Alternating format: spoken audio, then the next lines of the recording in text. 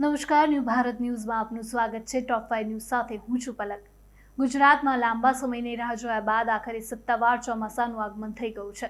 છેલ્લા 24 કલાક દરમિયાન રાજ્યના 8 તાલુકામાં મેઘમહેર જોવા મળી છે, જેમાં સાબરકાંઠાના ખેડબ્રહ્મા તાલુકામાં સૌથી વધુ 16 મીમી વરસાદ ખાબક્યો છે, જ્યારે વલસાડના ઉમરગામમાં 1 મીમી વરસાદ નોંધાયો છે।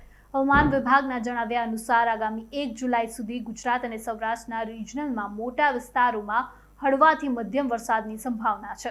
જો કે આજે 26 જૂનના રોજ વરસાદના જોરમાં થોડો ઘટાડો નોંધાશે।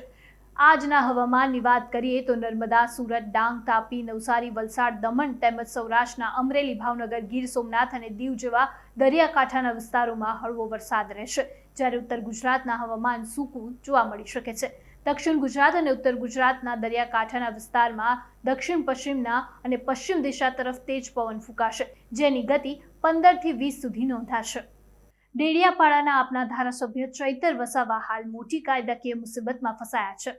રાજપીપળા સેશન કોર્ટનો ઓર્ડર હવે ગુજરાત વિધાનસભા સચિવાલય સુધી પહોંચી ગયો છે।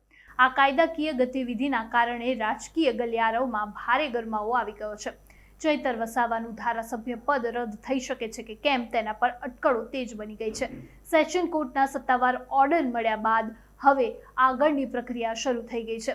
વિધાનસભાના લીગલ વિભાગ દ્વારા હાલમાં કોર્ટમાં ઓર્ડરના આધારે સજા અંગેની દરખાસ્ત અને રિપોર્ટ તૈયાર કરવાની પ્રક્રિયા શરૂ કરી દેવામાં આવી છે।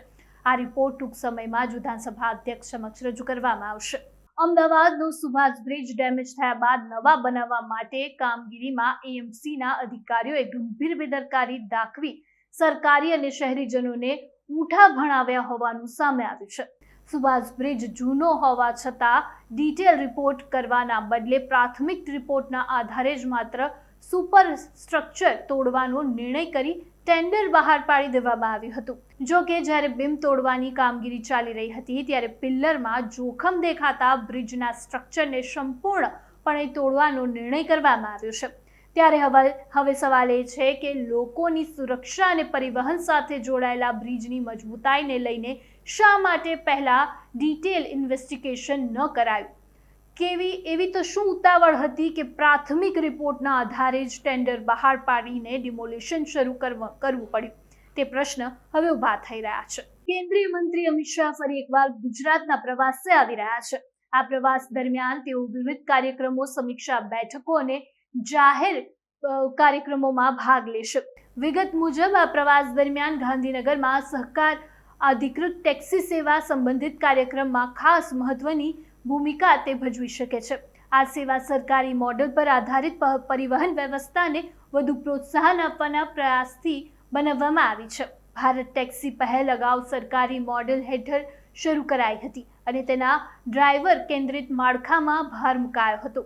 હવે ગૃહમંત્રી અમિત શાહ 2 દિવસીય ગુજરાતના પ્રવાસે આવી રહ્યા છે, જેમાં તેમનો રાજ્યના વિવિધ વહીવટી અને જાહેર વિકાસલક્ષી કાર્યક્રમોમાં તેઓ ભાગ લઈ શકે છે। હવે ગુજરાતના વિદ્યાર્થીઓ એઆઈ પણ ભણશે। રાજ્યના નવા શૈક્ષણિક ક્ષેત્રની અભ્યાસક્રમમાં મોટો ફેરફાર કરવામાં આવ્યો છે। હવે ધોરણ 9 થી 12ના કમ્પ્યુટરના વિષયમાં આર્ટિફિશિયલ ઇન્ટેલિજન્સ એટલે કે એઆઈનો સમાવેશ કરવામાં આવ્યો છે।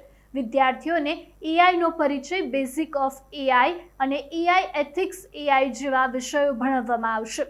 ગુજરાત રાજ્ય શાળા પુસ્તક મંડળે આ અભ્યાસક્રમને અમલ કરવાનું વાત કરી છે, જેથી વિદ્યાર્થીઓને ભવિષ્યમાં ટેકનોલોજી માટે તૈયાર કરી શકાય।